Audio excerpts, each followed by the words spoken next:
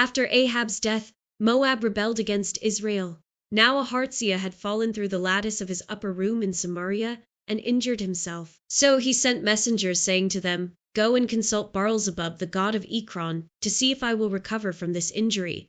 But the angel of the Lord said to Elijah the Tishbite, "Go up and meet the messengers of the king of Samaria and ask them, is it because there is no God in Israel that you are going off to consult Baal-zebub, the god of Ekron? Therefore this is what the Lord says, you will not leave the bed you are lying on. You will certainly die." So Elijah went. When the messengers returned to the king, he asked them, "Why have you come back?" "A man came to meet us," they replied, "and he said to us, 'Go back to the king who sent you and tell him, this is what the Lord says, is it because there is no God in Israel that you are sending messengers to consult Baal-zebub, the god of Ekron? Therefore you will not leave the bed you are lying on. You will certainly die." The king asked them, "What kind of man was it who came to meet you and told you this?" They replied, "He had a garment of hair and had a leather belt around his waist." The king said that was Elijah the Tishbite. Then he sent to Elijah a captain with his company of 50 men. The captain went up to Elijah, who was sitting on the top of a hill, and said to him, "Man of God, the king says, come down." Elijah answered the captain, "If I am a man of God, may fire come down from heaven and consume you and your 50 men." Then fire fell from heaven and consumed the captain and his men. At this the king sent to Elijah another captain with his 50 men. The captain said to him, "Man of God, this is what the king says, come down at once." "If I am a man of God," Elijah replied, "may fire come down from heaven and consume you and your 50 men." Then the fire of God fell from heaven and consumed him and his 50 men. So the king sent a third captain with his 50 men.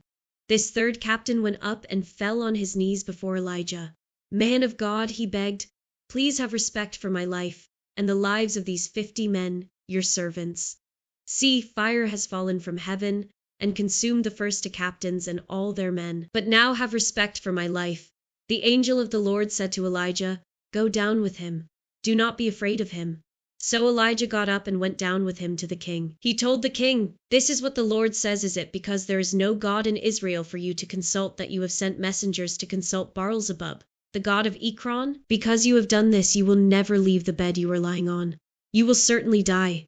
So he died, according to the word of the Lord that Elijah had spoken. Because Ahaziah had no son, Joram succeeded him as king in the 2nd year of Jehoram son of Jehoshaphat king of Judah. As for all the other events of Ahaziah's reign and what he did, are they not written in the book of the annals of the kings of Israel? When the Lord was about to take Elijah up to heaven in a whirlwind, Elijah and Elisha were on their way from Gilgal. Elijah said to Elisha, "Stay here, the Lord has sent me to Bethel."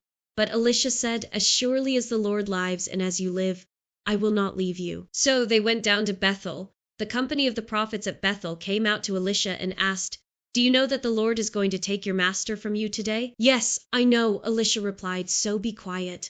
Then Elijah said to him, "Stay here, Elisha, the Lord has sent me to Jericho." And he replied, "As surely as the Lord lives and as you live, I will not leave you." So they went to Jericho.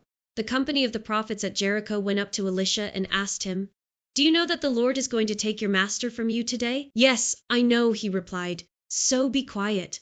Then Elijah said to him, "Stay here, the Lord has sent me to the Jordan." And he replied, "As surely as the Lord lives and as you live, I will not leave you." So the two of them walked on. 50 men from the company of the prophets went and stood at a distance, facing the place where Elijah and Elisha had stopped at the Jordan. Elijah took his cloak, rolled it up, and struck the water with it. The water divided to the right and to the left, and the two of them crossed over on dry ground. When they had crossed, Elijah said to Elisha, "Tell me, what can I do for you before I am taken from you? Let me inherit a double portion of your spirit." Elisha replied, "You have asked a difficult thing," Elijah said. "Yet if you see me when I am taken from you, it will be yours, otherwise it will not." As they were walking along and talking together, suddenly a chariot of fire and horses of fire appeared and separated the two of them, and Elijah went up to heaven in a whirlwind. Elisha saw this and cried out, my father, the chariots and horsemen of Israel," and Elisha saw him no more. Then he took hold of his garment and tore it in two. Elisha then picked up Elijah's cloak that had fallen from him and went back and stood on the bank of the Jordan. He took the cloak that had fallen from Elijah and struck the water with it. "Where now is the Lord, the God of Elijah?" he asked. When he struck the water, It divided to the right and to the left, and he crossed over. The company of the prophets from Jericho, who were watching, said, "The spirit of Elijah is resting on Elisha." And they went to meet him and bowed to the ground before him. "Look," they said, "we your servants have 50 able men. Let them go and look for your master. Perhaps the Spirit of the Lord has picked him up and set him down on some mountain or in some valley." "No," Elisha replied, "do not send them." But they persisted until he was too embarrassed to refuse.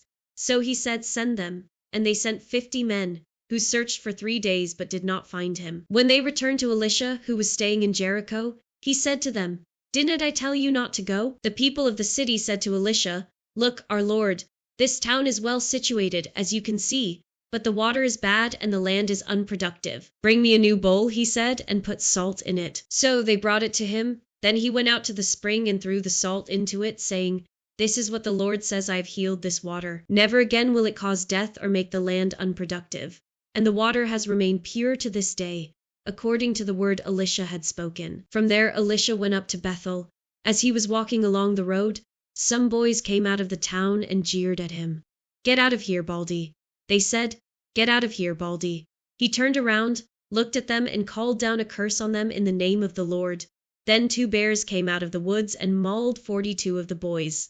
And he went on to Mount Carmel, and from there returned to Samaria. Joram son of Ahab became king of Israel in Samaria in the 18th year of Jehoshaphat king of Judah, and he reigned 12 years. He did evil in the eyes of the Lord, but not as his father and mother had done. He got rid of the sacred stone of Baal that his father had made. Nevertheless he clung to the sins of Jeroboam son of Nebat, which he had caused Israel to commit. He did not turn away from them. Now Mesha king of Moab raised sheep, and he had to pay the king of Israel a tribute of 100,000 lambs and the wool of 100,000 rams. But after Ahab died, the king of Moab rebelled against the king of Israel. So at that time King Joram set out from Samaria and mobilized all Israel. He also sent this message to Jehoshaphat king of Judah, "The king of Moab has rebelled against me. Will you go with me to fight against Moab?" "I will go with you," he replied. "I am as you are, my people as your people, my horses as your horses." "By what route shall we attack?" he asked. "Through the desert of Dum," he answered. So the king of Israel set out with the king of Judah and the king of Dum. After a roundabout march of 7 days, the army had no more water for themselves or for the animals with them. "What!" exclaimed the king of Israel. "Has the Lord called us 3 kings together only to deliver us into the hands of Moab?" But Jehoshaphat asked, "Is there no prophet of the Lord here, through whom we may inquire of the Lord?" An officer of the king of Israel answered, "Elisha son of Shaphat is here. He used to pour water on the hands of Elijah." Jehoshaphat said, "The word of the Lord is with him." So the king of Israel and Jehoshaphat and the king of Dum went down to him. Elisha said to the king of Israel, "Why do you want to involve me? Go to the prophets of your father and the prophets of your mother." "No," the king of Israel answered, "because it was the Lord who called us 3 kings together to deliver us into the hands of Moab." Elisha said, "As surely as the Lord Almighty lives, whom I serve, if I did not have respect for the presence of Jehoshaphat king of Judah, I would not pay any attention to you. But now bring me a harpist." While the harpist was playing, the hand of the Lord came on Elisha, and he said, "This is what the Lord says, I will fill this valley with pools of water. For this is what the Lord says, you will see neither wind nor rain, yet this valley will be filled with water, and you, your cattle, and your other animals will drink. This is an easy thing in the eyes of the Lord. He will also deliver Moab into your hands. You will overthrow every fortified city and every major town. You will cut down every good tree, stop up all the springs, and ruin every good field with stones." The next morning, about the time for offering the sacrifice, there it was water flowing from the direction of Dum, and the land was filled with water. Now all the Moabites had heard that the kings had come to fight against them.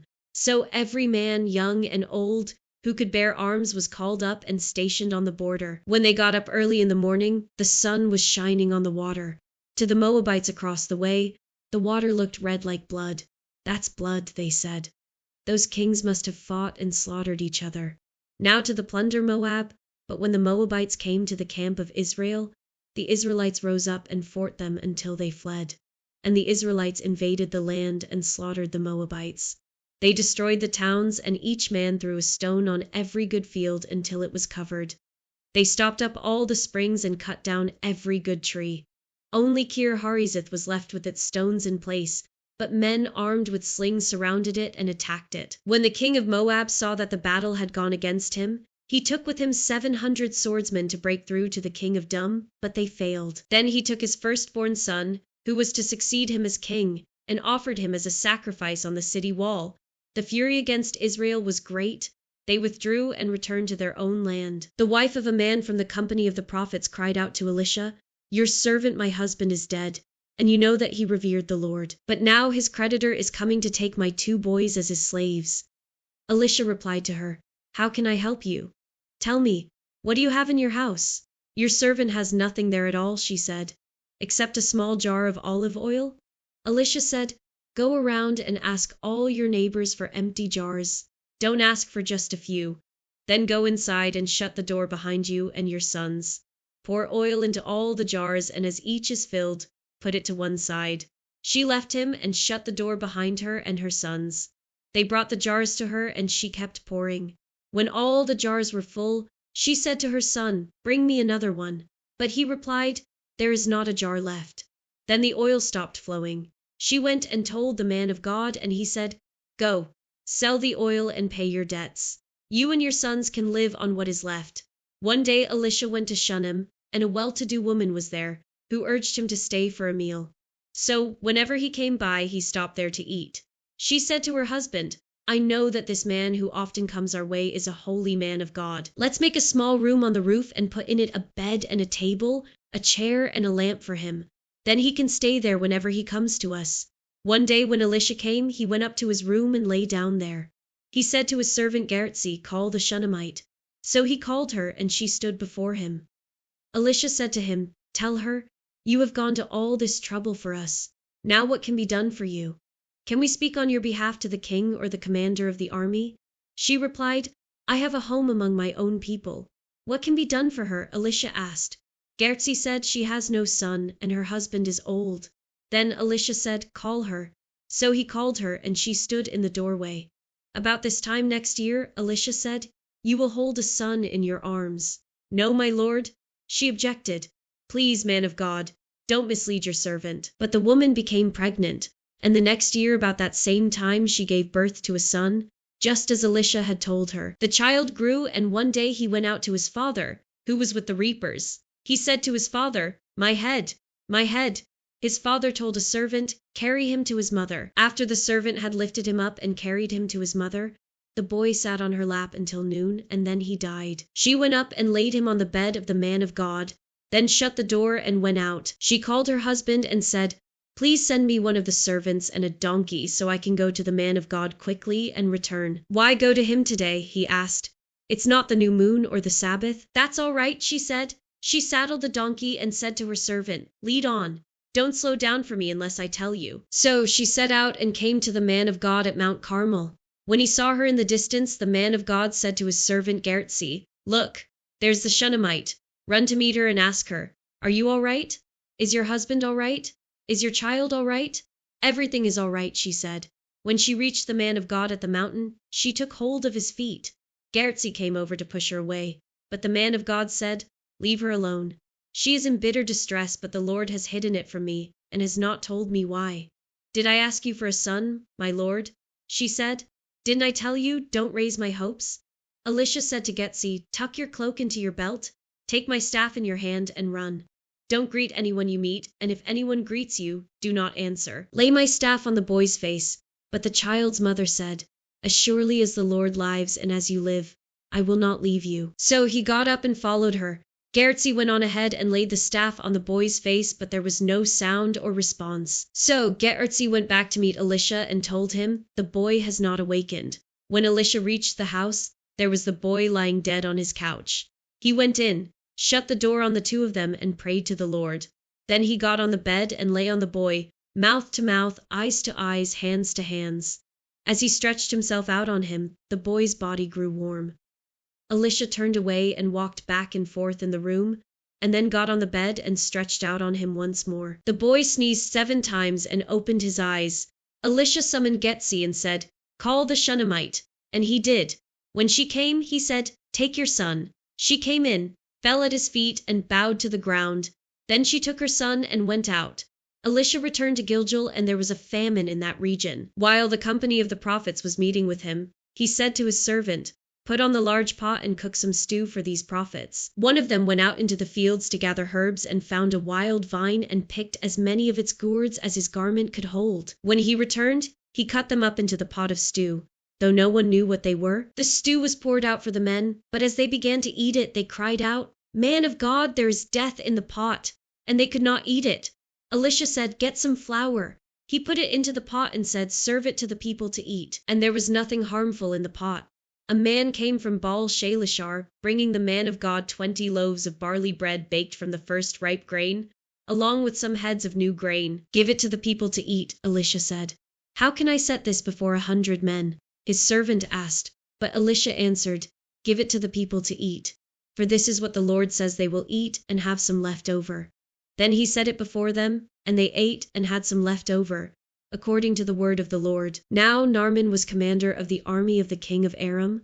He was a great man in the sight of his master and highly regarded, because through him the Lord had given victory to Aram. He was a valiant soldier, but he had leprosy. Now bands of raiders from Aram had gone out and had taken captive a young girl from Israel, and she served Naaman's wife. She said to her mistress, "If only my master would see the prophet who is in Samaria, he would cure him of his leprosy."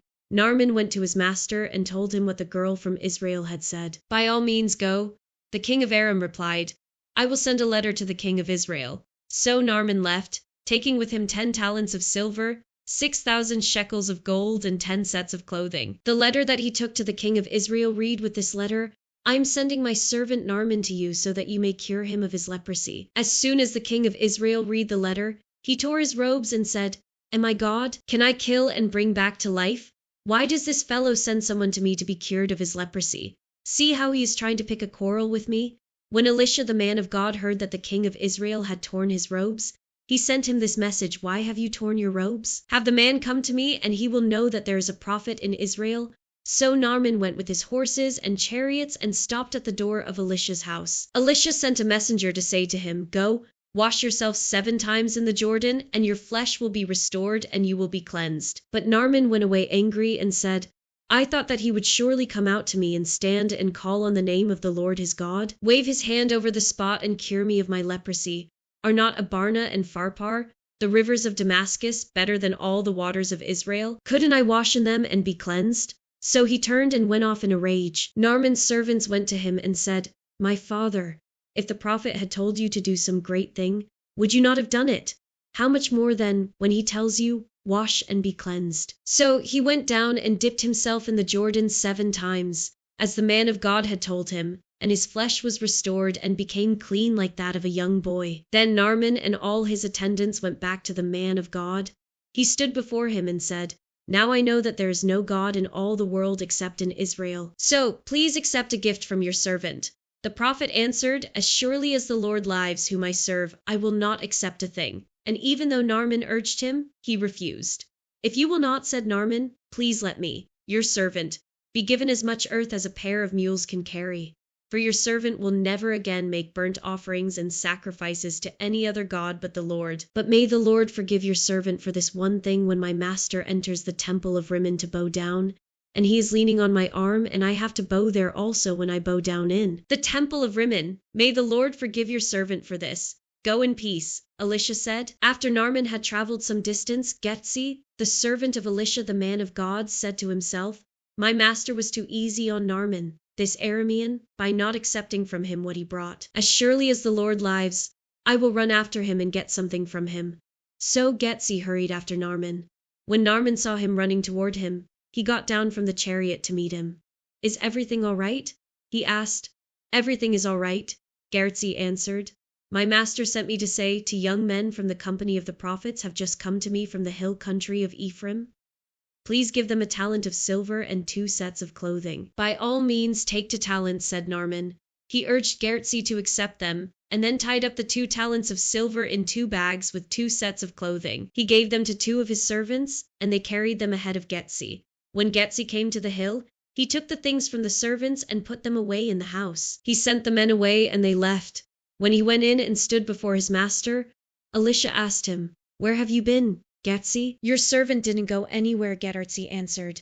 But Elisha said to him, "Was not my spirit with you when the man got down from his chariot to meet you?" Is this the time to take money, or to accept clothes, or olive groves and vineyards, or flocks and herds, or male and female slaves? Naaman's leprosy will cling to you and to your descendants forever." Then Gehazi went from Elisha's presence, and his skin was leprous. It had become as white as snow. The company of the prophets said to Elisha, "Look, the place where we meet with you is too small for us. Let us go to the Jordan, where each of us can get a pole, and let us build a place there for us to meet." And he said, "Go." Then one of them said, "Won't you please come with your servants?" "I will," Elisha replied, and he went with them. They went to the Jordan and began to cut down trees. As one of them was cutting down a tree, the iron axe head fell into the water. "Oh no, my lord," he cried out. "It was borrowed." The man of God asked, "Where did it fall?" When he showed him the place, Elisha cut a stick and threw it there, and made the iron float. "Lift it out," he said. Then the man reached out his hand and took it. Now the king of Aram was at war with Israel. After conferring with his officers, he said, "I will set up my camp in such and such a place." The man of God sent word to the king of Israel, "Beware of passing that place, because the Arameans are going down there." So the king of Israel checked on the place indicated by the man of God. Time and again Elisha warned the king, so that he was on his guard in such places. This enraged the king of Aram. He summoned his officers and demanded of them, "Tell me, which of us is on the side of the king of Israel?" "None of us, my lord the king," said one of his officers, "but Elisha, the prophet who is in Israel, tells the king of Israel the very words you speak in your bedroom." "Go, find out where he is," the king ordered, "so I can send men and capture him." The report came back, "He is in Dothan." Then he sent horses and chariots and a strong force there. They went by night and surrounded the city. When the servant of the man of God got up and went out early the next morning, an army with horses and chariots had surrounded the city. "Oh no, my lord, what shall we do?" the servant asked. "Don't be afraid," the prophet answered. "Those who are with us are more than those who are with them." And Elisha prayed, "Open his eyes, Lord, so that he may see." Then the Lord opened the servant's eyes, and he looked and saw the hills full of horses and chariots of fire all around Elisha. As the enemy came down toward him, Elisha prayed to the Lord, "Strike this army with blindness." So he struck them with blindness, as Elisha had asked. Elisha told them, "This is not the road, and this is not the city. Follow me, and I will lead you to the man you are looking for." And he led them to Samaria. After they entered the city, Elisha said, "Lord, open the eyes of these men so they can see." Then the Lord opened their eyes, and they looked, and there they were inside Samaria. When the king of Israel saw them, he asked Elisha, "Shall I kill them, my father? Shall I kill them?" "Do not kill them," he answered. "Would you kill those you have captured with your own sword or bow? Set food and water before them so that they may eat and drink and then go back to their master." So he prepared a great feast for them, and after they had finished eating and drinking, he sent them away, and they returned to their master. So the bands from Aram stopped raiding Israel's territory. Some time later, Ben-Hadad, king of Aram, mobilized his entire army and marched up and laid siege to Samaria. There was a great famine in the city. The siege lasted so long that a donkey's head sold for 80 shekels of silver, and a quarter of a cab of seed pods for 5 shekels. As the king of Israel was passing by on the wall, a woman cried to him, "Help me, my lord the king." The king replied, "If the Lord does not help you, where can I get help for you? From the threshing floor? From the winepress?" Then he asked her, "What's the matter?" She answered, "This woman said to me, 'Give up your son, so we may eat him today, and tomorrow we'll eat my son.' So we cooked my son and ate him. The next day I said to her, 'Give up your son so we may eat him,' but she had hidden him." When the king heard the woman's words, he tore his robes. As he went along the wall, the people looked, and they saw that, under his robes, he had sackcloth on his body. He said, "May God deal with me, be it ever so severely, if the head of Elisha son of Shaphat remains on his shoulders today." Now Elisha was sitting in his house, and the elders were sitting with him. The king sent a messenger ahead, but before he arrived, Elisha said to the elders, "Don't you see how this murderer is sending someone to cut off my head? Look, when the messenger comes, shut the door and hold it shut against him. Is not the sound of his master's footsteps behind him?" While he was still talking to them, the messenger came down to him. The king said, "This disaster is from the Lord. Why should I wait for the Lord any longer?" Elisha replied, "Hear the word of the Lord. This is what the Lord says about this time tomorrow. A sea of the finest flour will sell for a shekel, and 2 seahs of barley for a shekel at the gate of Samaria." The officer on whose arm the king was leaning said to the man of God, "Look, even if the Lord should open the floodgates of the heavens, could this happen?" "You will see it with your own eyes," answered Elisha, "but you will not eat any of it." Now there were 4 men with leprosy at the entrance of the city gate. They said to each other, "Why stay here until we die? If we say, 'We'll go into the city, the famine is there, and we will die,' and if we stay here, we will die. So let's go over to the camp of the Arameans and surrender. If they spare us, we live. If they kill us, then we die." At dusk they got up and went to the camp of the Arameans. When they reached the edge of the camp, no one was there, for the Lord had caused the Arameans to hear the sound of chariots and horses and a great army, so that they said to one another, "Look, the king of Israel has hired the Hittite and Egyptian kings to attack us." So they got up and fled in the dusk and abandoned their tents and their horses and donkeys. They left the camp as it was and ran for their lives. The men who had leprosy reached the edge of the camp, entered one of the tents, and ate and drank. Then they took silver, gold, and clothes, and went off and hid them.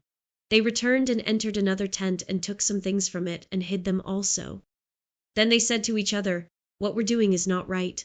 This is a day of good news, and we are keeping it to ourselves. If we wait until daylight, punishment will overtake us. Let's go at once and report this to the royal palace." So they went and called out to the city gatekeepers and told them, "We went into the Aramean camp, and no one was there, not a sound of anyone, only tethered horses and donkeys, and the tents left just as they were." The gatekeepers shouted the news, and it was reported within the palace. The king got up in the night and said to his officers, "I will tell you what the Arameans have done to us. They know we are starving, so they have left the camp to hide in the countryside, thinking, 'They will surely come out, and then we will take them alive and get into the city.'" One of his officers answered, "Have some men take 5 of the horses that are left in the city. Their plight will be like that of all the Israelites left here, yes, they will only be like all these Israelites who are doomed. So let us send them to find out what happened." So they selected 2 chariots with their horses, and the king sent them after the Aramean army. He commanded the drivers, "Go and find out what has happened." They followed them as far as the Jordan, and they found the whole road strewn with the clothing and equipment the Arameans had thrown away in their headlong flight. So the messengers returned and reported to the king. Then the people went out and plundered the camp of the Arameans. So a sea of the finest flour sold for a shekel, and 2 seahs of barley sold for a shekel, as the Lord had said. Now the king had put the officer on whose arm he leaned in charge of the gate, and the people trampled him in the gateway, and he died, just as the man of God had foretold when the king came down to his house. It happened as the man of God had said to the king about this time tomorrow. A sea of the finest flour will sell for a shekel, and 2 seahs of barley for a shekel at the gate of Samaria. The officer had said to the man of God, "Look, even if the Lord should open the floodgates of the heavens, could this happen?" The man of God had replied, "You will see it with your own eyes, but you will not eat any of it." And that is exactly what happened to him, for the people trampled him in the gateway, and he died. Now Elisha had said to the woman whose son he had restored to life, "Go away with your family and stay for a while wherever you can, because the Lord has decreed a famine in the land that will last 7 years." The woman proceeded to do as the man of God said. She and her family went away and stayed in the land of the Philistines 7 years. At the end of the 7 years she came back from the land of the Philistines and went to appeal to the king for her house and land. The king was talking to Gehazi, the servant of the man of God, and had said, "Tell me about all the great things Elisha has done." Just as Gehazi was telling the king how Elisha had restored the dead to life, the woman whose son Elisha had brought back to life came to appeal to the king for her house and land. Gehazi said, "This is the woman, my lord the king, and this is her son whom Elisha restored to life." The king asked the woman about it, and she told him. Then he assigned an official to her case and said to him, "Give back everything that belonged to her, including all the income from her land from the day she left the country until now." Elisha went to Damascus, and Ben-Hadad, king of Aram, was ill. When the king was told, "The man of God has come all the way up here," he said to Hazael, "Take a gift with you, and go to meet the man of God. Consult the Lord through him. Ask him, 'Will I recover from this illness?'" Hazael went to meet Elisha, taking with him as a gift 40 camel loads of all the finest wares of Damascus. He went in and stood before him and said, "Your son Ben-Hadad, king of Aram, has sent me to ask, 'Will I recover from this illness?'" Elisha answered, "Go and say to him, 'You will certainly recover.'" Nevertheless, the Lord has revealed to me that he will in fact die." He stared at him with a fixed gaze until Hazael was embarrassed. Then the man of God began to weep. "Why is my lord weeping?" asked Hazael. "Because I know the harm you will do to the Israelites," he answered. "You will set fire to their fortified places, kill their young men with the sword, dash their little children to the ground, and rip open their pregnant women." Hazael said, "How could your servant, a mere dog, accomplish such a feat?" "The Lord has shown me that you will become king of Aram," answered Elisha. Then Hazael left Elisha and returned to his master. When Ben-Hadad asked, "What did Elisha say to you?"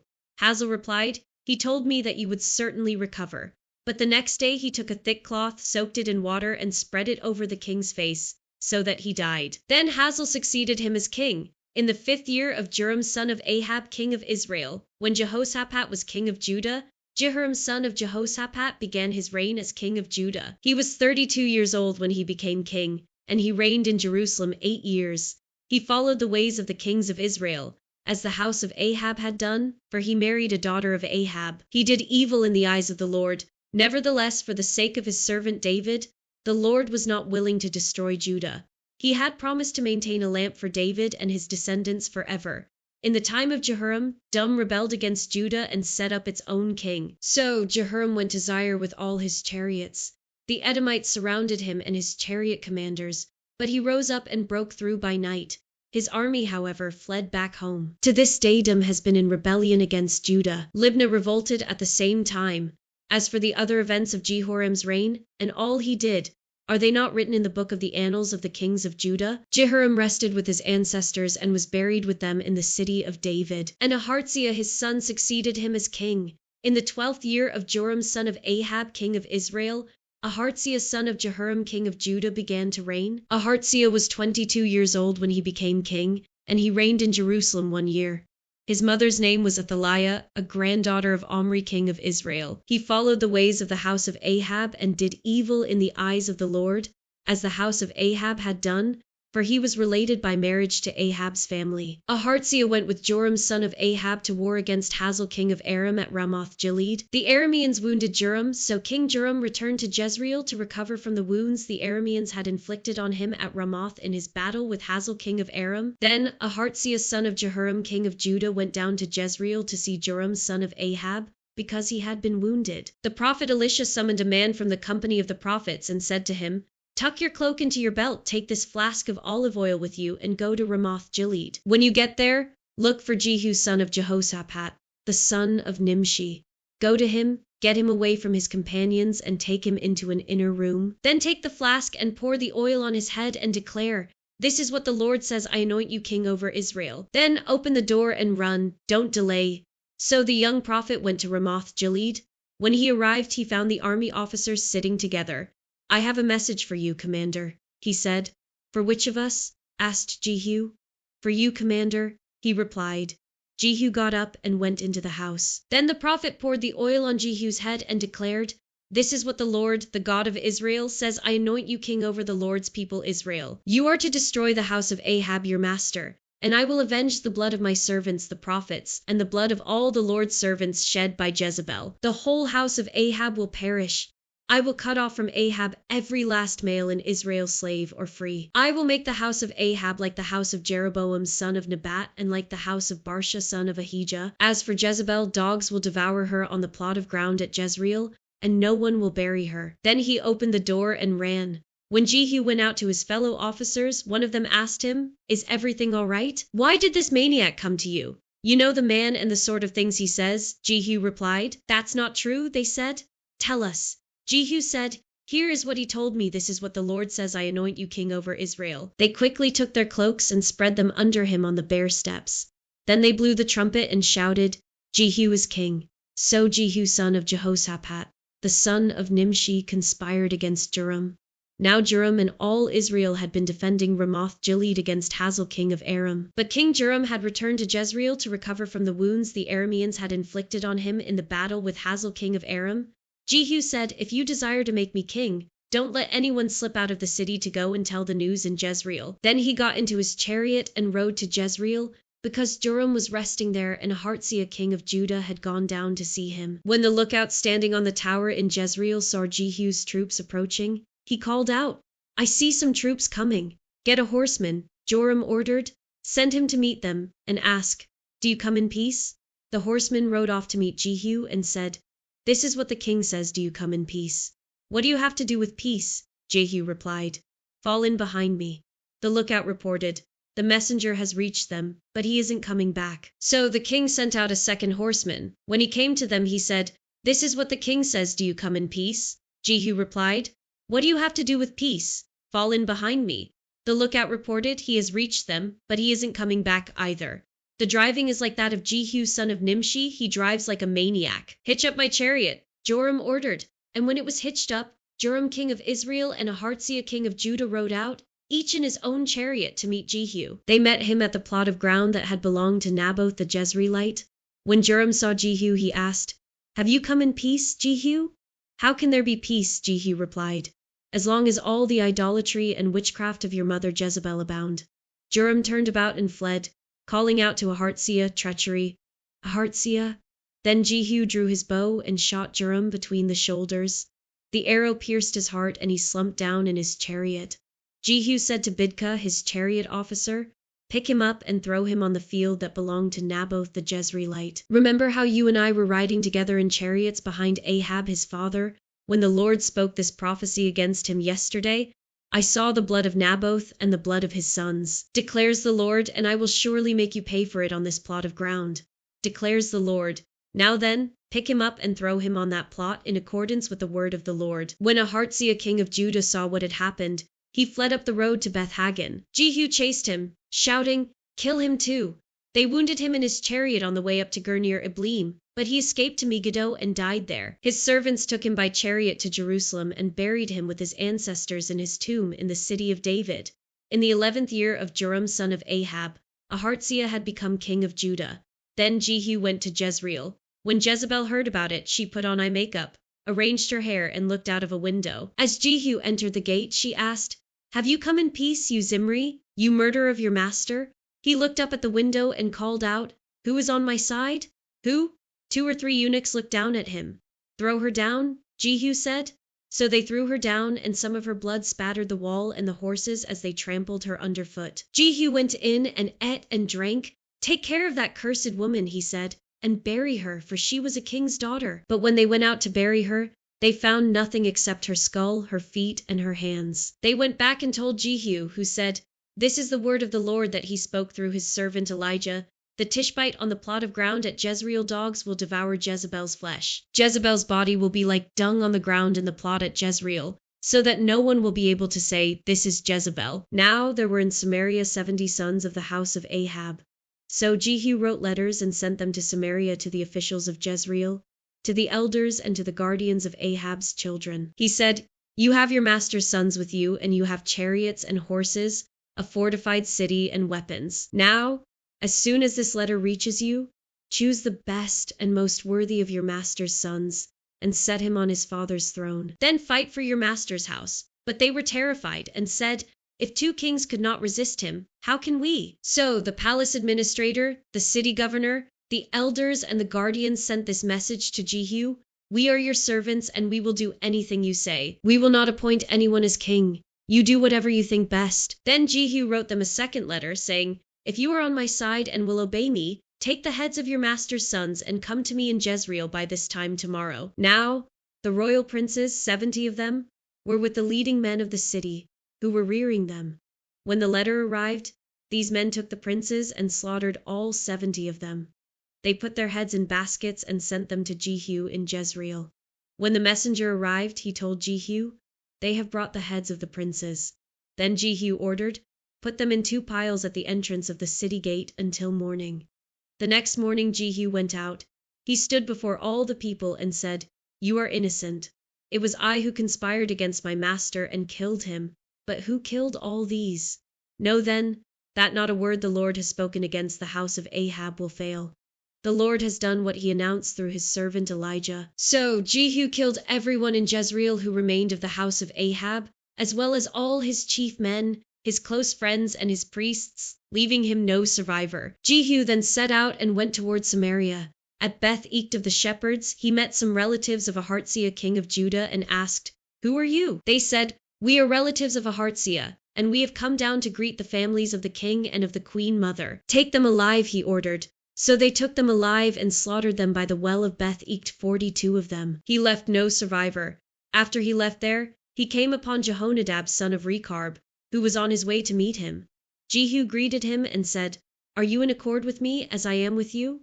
"I am," Jehonadab answered. "If so," said Jehu, "give me your hand." So he did, and Jehu helped him up into the chariot. Jehu said, "Come with me and see my zeal for the Lord." Then he had him ride along in his chariot. When Jehu came to Samaria, he killed all who were left there of Ahab's family. He destroyed them, according to the word of the Lord spoken to Elijah. Then Jehu brought all the people together and said to them, "Ahab served Baal a little. Jehu will serve him much. Now summon all the prophets of Baal, all his servants, and all his priests. See that no one is missing, because I am going to hold a great sacrifice for Baal. Anyone who fails to come will no longer live." But Jehu was acting deceptively in order to destroy the servants of Baal. Jehu said, "Call an assembly in honor of Baal." So they proclaimed it. Then he sent word throughout Israel, and all the servants of Baal came. Not one stayed away. They crowded into the temple of Baal until it was full from one end to the other. And Jehu said to the keeper of the wardrobe, "Bring robes for all the servants of Baal." So he brought out robes for them. Then Jehu and Jehonadab son of Rechab went into the temple of Baal. Jehu said to the servants of Baal, "Look around and see that no one who serves the Lord is here with you, only servants of Baal." So they went in to make sacrifices and burnt offerings. Now Jehu had posted 80 men outside with this warning: "If one of you lets any of the men I am placing in your hands escape, it will be your life for his life." As soon as Jehu had finished making the burnt offering, he ordered the guards and officers go in and kill them. Let no one escape. So they cut them down with the sword. The guards and officers threw the bodies out and then entered the inner shrine of the temple of Baal. They brought the sacred stone out of the temple of Baal and burned it. They demolished the sacred stone of Baal and tore down the temple of Baal, and people have used it for a latrine to this day. So Jehu destroyed Baal worship in Israel. However, he did not turn away from the sins of Jeroboam son of Nebat, which he had caused Israel to commit, the worship of the golden calves at Bethel and Dan. The Lord said to Jehu, "Because you have done well in accomplishing what is right in my eyes, and have done to the house of Ahab all I had in mind to do, your descendants will sit on the throne of Israel to the 4th generation." Yet Jehu was not careful to keep the law of the Lord, the God of Israel, with all his heart. He did not turn away from the sins of Jeroboam, which he had caused Israel to commit. In those days the Lord began to reduce the size of Israel. Hazael overpowered the Israelites throughout their territory east of the Jordan, in all the land of Gilead, the region of Gad, Reuben, and Manasseh, from Aroer by the Arnon Gorge through Gilead to Bashan. As for the other events of Jehu's reign, all he did and all his achievements, are they not written in the book of the annals of the kings of Israel? Jehu rested with his ancestors and was buried in Samaria, and Jehoahaz his son succeeded him as king. The time that Jehu reigned over Israel in Samaria was 28 years. When Athaliah the mother of Ahartsia saw that her son was dead, she proceeded to destroy the whole royal family. But Jehosheba, the daughter of King Jehoram and sister of Ahartsia, took Joash son of Ahartsia and stole him away from among the royal princes, who were about to be murdered. She put him and his nurse in a bedroom to hide him from Athaliah, so he was not killed. He remained hidden with his nurse at the temple of the Lord for 6 years while Athaliah ruled the land. In the 7th year Jehoiada sent for the commanders of units of 100, the Kerites and the guards, and had them brought to him at the temple of the Lord. He made a covenant with them and put them under oath at the temple of the Lord. Then he showed them the king's son. He commanded them, saying, "This is what you are to do, you who are in the 3 companies that are going on duty on the Sabbath, a third of you guarding the royal palace, a third at the Sur gate, and a third at the gate behind the guard, who take turns guarding the temple, and you who are in the other 2 companies that normally go off Sabbath duty are all to guard the temple for the king. Station yourselves around the king, each of you with weapon in hand. Anyone who approaches your ranks is to be put to death. Stay close to the king wherever he goes." The commanders of units of 100 did just as Jehoiada the priest ordered. Each one took his men, those who were going on duty on the Sabbath and those who were going off duty, and came to Jehoiada the priest. Then he gave the commanders the spears and shields that had belonged to King David and that were in the temple of the Lord. The guards, each with weapon in hand, stationed themselves around the king near the altar and the temple, from the south side to the north side of the temple. Jehoiada brought out the king's son and put the crown on him. He presented him with a copy of the covenant and proclaimed him king. They anointed him, and the people clapped their hands and shouted, "Long live the king!" When Athaliah heard the noise made by the guards and the people, she went to the people at the temple of the Lord. She looked, and there was the king, standing by the pillar, as the custom was. The officers and the trumpeters were beside the king, and all the people of the land were rejoicing and blowing trumpets. Then Athaliah tore her robes and called out, "Treason! Treason!" Jehoiada the priest ordered the commanders of units of 100, who were in charge of the troops, bring her out between the ranks and put to the sword anyone who follows her. For the priest had said, she must not be put to death in the temple of the Lord. So they seized her as she reached the place where the horses enter the palace grounds, and there she was put to death. Jehoiada then made a covenant between the Lord and the king and people that they would be the Lord's people. He also made a covenant between the king and the people. All the people of the land went to the temple of Baal and tore it down. They smashed the altars and idols to pieces and killed Matan, the priest of Baal, in front of the altars. Then Jehoiada the priest posted guards at the temple of the Lord. He took with him the commanders of hundreds, the Karites, the guards, and all the people of the land, and together they brought the king down from the temple of the Lord and went into the palace. Entering by way of the gate of the guards, the king then took his place on the royal throne. All the people of the land rejoiced, and the city was calm, because Athaliah had been slain with the sword at the palace. Joash was 7 years old when he began to reign. In the 7th year of Jehu, Joash became king, and he reigned in Jerusalem 40 years. His mother's name was Zibiah. She was from Beersheba. Joash did what was right in the eyes of the Lord all the years Jehoiada the priest instructed him. The high places, however, were not removed. The people continued to offer sacrifices and burn incense there. Joash said to the priests, "Collect all the money that is brought as sacred offerings to the temple of the Lord, the money collected in the census, the money received from personal vows, and the money brought voluntarily to the temple. Let every priest receive the money from one of the treasurers, then use it to repair whatever damage is found in the temple." But by the 23rd year of King Joash, the priests still had not repaired the temple. Therefore King Joash summoned Jehoiada the priest and the other priests and asked them, "Why aren't you repairing the damage done to the temple? Take no more money from your treasurers, but hand it over for repairing the temple." The priests agreed that they would not collect any more money from the people, and that they would not repair the temple themselves. Jehoiada the priest took a chest and bored a hole in its lid.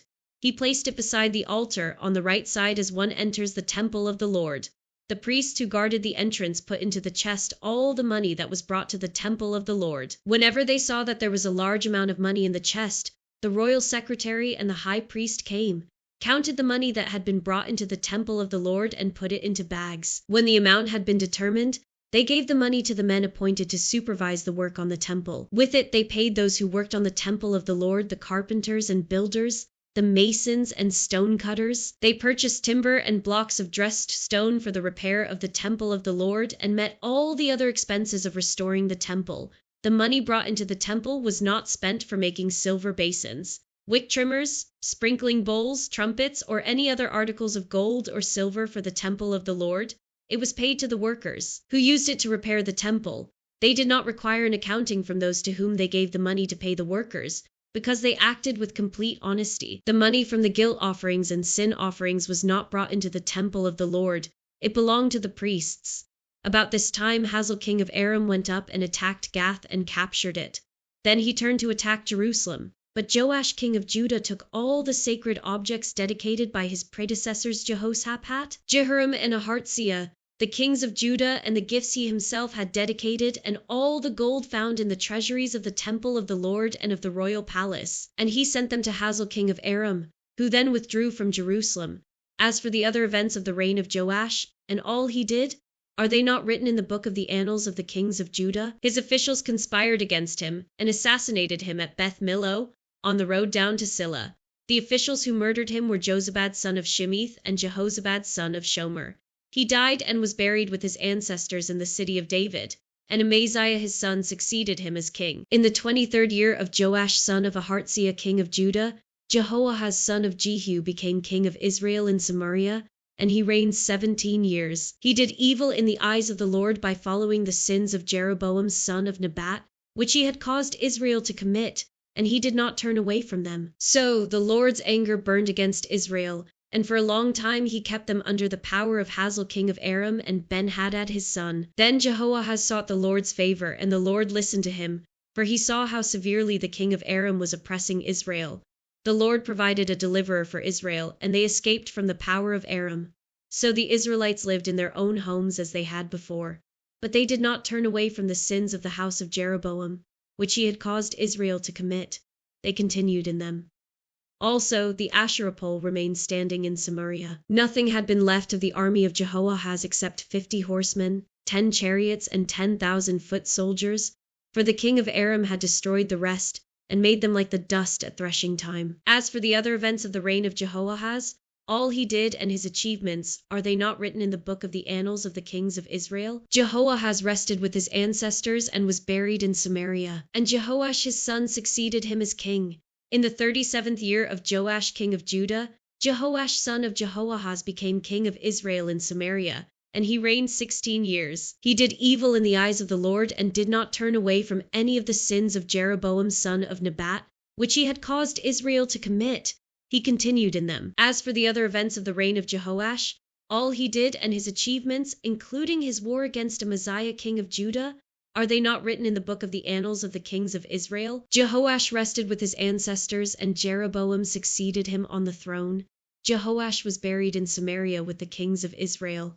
Now Elisha had been suffering from the illness from which he died. Jehoash king of Israel went down to see him and wept over him. My father, he cried, the chariots and horsemen of Israel. Elisha said, get a bow and some arrows, and he did so. Take the bow in your hands, he said to the king of Israel. When he had taken it, Elisha put his hands on the king's hands. Open the east window, he said, and he opened it. Shoot, Elisha said, and he shot. The Lord's arrow of victory, the arrow of victory over Aram. Elisha declared, you will completely destroy the Arameans at Aphek. Then he said, take the arrows, and the king took them. Elisha told him, strike the ground. He struck it 3 times and stopped. The man of God was angry with him and said, you should have struck the ground 5 or 6 times. Then you would have defeated Aram and completely destroyed it. But now you will defeat it only 3 times. Elisha died and was buried.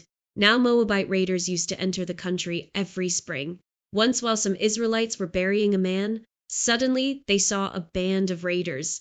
So they threw the man's body into Elisha's tomb. When the body touched Elisha's bones, the man came to life and stood up on his feet.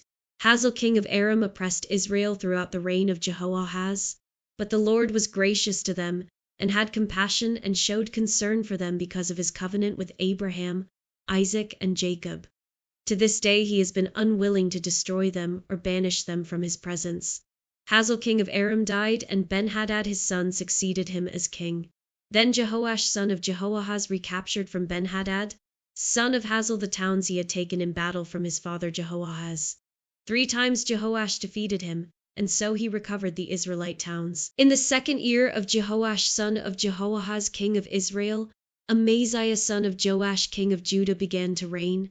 He was 25 years old when he became king, and he reigned in Jerusalem 29 years. His mother's name was Jehoaddin. She was from Jerusalem. He did what was right in the eyes of the Lord, but not as his father David had done. In everything he followed the example of his father Joash. The high places, however, were not removed. The people continued to offer sacrifices and burn incense there. After the kingdom was firmly in his grasp, he executed the officials who had murdered his father the king. Yet he did not put the children of the assassins to death, in accordance with what is written in the book of the law of Moses, where the Lord commanded parents are not to be put to death for their children, nor children put to death for their parents. Each will die for their own sin. He was the one who defeated 10,000 Edomites in the Valley of Salt and captured Selah in battle, calling it Joktheel, the name it has to this day. Then Amaziah sent messengers to Jehoash son of Jehoahaz, the son of Jehu, king of Israel, with the challenge, come, let us face each other in battle. But Jehoash king of Israel replied to Amaziah king of Judah, a thistle in Lebanon sent a message to a cedar in Lebanon, give your daughter to my son in marriage. Then a wild beast in Lebanon came along and trampled the thistle underfoot. You have indeed defeated Dumb, and now you are arrogant. Glory in your victory, but stay at home. Why ask for trouble and cause your own downfall and that of Judah also? Amaziah, however, would not listen, so Jehoash king of Israel attacked. he and Amaziah king of Judah faced each other at Beth Shemesh in Judah. Judah was routed by Israel, and every man fled to his home. Jehoash king of Israel captured Amaziah king of Judah, the son of Joash, the son of Aharziah, at Beth Shemesh. Then Jehoash went to Jerusalem and broke down the wall of Jerusalem from the Ephraim gate to the corner gate, a section about 400 cubits long. He took all the gold and silver and all the articles found in the temple of the Lord and in the treasuries of the royal palace. He also took hostages and returned to Samaria. As for the other events of the reign of Jehoash, what he did and his achievements, including his war against Amaziah king of Judah, are they not written in the book of the annals of the kings of Israel? Jehoash rested with his ancestors and was buried in Samaria with the kings of Israel. And Jeroboam his son succeeded him as king. Amaziah son of Joash king of Judah lived for 15 years after the death of Jehoash son of Jehoahaz king of Israel. As for the other events of Amaziah's reign, are they not written in the book of the annals of the kings of Judah? They conspired against him in Jerusalem, and he fled to Lachish. But they sent men after him to Lachish and killed him there. He was brought back by horse and was buried in Jerusalem with his ancestors, in the city of David. Then all the people of Judah took Azariah, who was 16 years old, and made him king in place of his father Amaziah. He was the one who rebuilt Elath and restored it to Judah after Amaziah rested with his ancestors. In the 15th year of Amaziah son of Joash king of Judah, Jeroboam son of Jehoash king of Israel became king in Samaria, and he reigned 41 years. He did evil in the eyes of the Lord and did not turn away from any of the sins of Jeroboam son of Nebat, which he had caused Israel to commit. He was the one who restored the boundaries of Israel from Labo-Hamath to the Dead Sea, in accordance with the word of the Lord, the God of Israel, spoken through his servant Jonah son of Amittai, the prophet from Gath-Hepher. The Lord had seen how bitterly everyone in Israel, whether slave or free, was suffering. There was no one to help them. And since the Lord had not said he would blot out the name of Israel from under heaven, he saved them by the hand of Jeroboam son of Jehoash. As for the other events of Jeroboam's reign, all he did, and his military achievements, including how he recovered for Israel both Damascus and Hamath, which had belonged to Judah, are they not written in the book of the annals of the kings of Israel? Jeroboam rested with his ancestors, the kings of Israel, and Zechariah his son succeeded him as king. In the 27th year of Jeroboam king of Israel, Azariah son of Amaziah king of Judah began to reign. He was 16 years old when he became king, and he reigned in Jerusalem 52 years. His mother's name was Jechaliah. She was from Jerusalem. He did what was right in the eyes of the Lord, just as his father Amaziah had done. The high places, however, were not removed. The people continued to offer sacrifices and burn incense there. The Lord afflicted the king with leprosy until the day he died, and he lived in a separate house. Jotham the king's son had charge of the palace and governed the people of the land. As for the other events of Azariah's reign, and all he did, are they not written in the book of the annals of the kings of Judah? Azariah rested with his ancestors and was buried near them in the city of David. And Jotham his son succeeded him as king. In the 38th year of Azariah king of Judah, Zechariah son of Jeroboam became king of Israel in Samaria, and he reigned 6 months. He did evil in the eyes of the Lord, as his predecessors had done. He did not turn away from the sins of Jeroboam son of Nebat, which he had caused Israel to commit. Shallum son of Jabesh conspired against Azariah.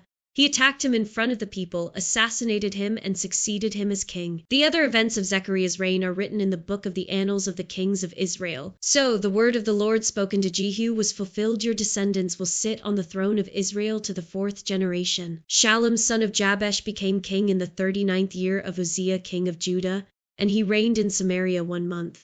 Then Menahem son of Gadi went from Tirzah up to Samaria. He attacked Shallum son of Jabesh in Samaria, assassinated him, and succeeded him as king.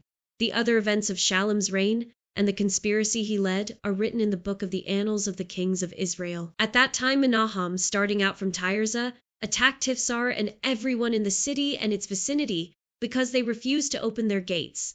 He sacked Tifsar and ripped open all the pregnant women. In the 39th year of Azariah king of Judah, Menahem son of Gadi became king of Israel, and he reigned in Samaria 10 years. He did evil in the eyes of the Lord. During his entire reign he did not turn away from the sins of Jeroboam son of Nebat, which he had caused Israel to commit. Then Pul king of Assyria invaded the land, and Menahem gave him 1,000 talents of silver to gain his support and strengthen his own hold on the kingdom. Menahem exacted this money from Israel. Every wealthy person had to contribute 50 shekels of silver to be given to the king of Assyria. So the king of Assyria withdrew and stayed in the land no longer. As for the other events of Menahem's reign and all he did, are they not written in the book of the annals of the kings of Israel? Menahem rested with his ancestors, and Pekahiah his son succeeded him as king. In the 50th year of Azariah king of Judah, Pekahiah son of Menahem became king of Israel in Samaria, and he reigned 2 years. Pekahiah did evil in the eyes of the Lord.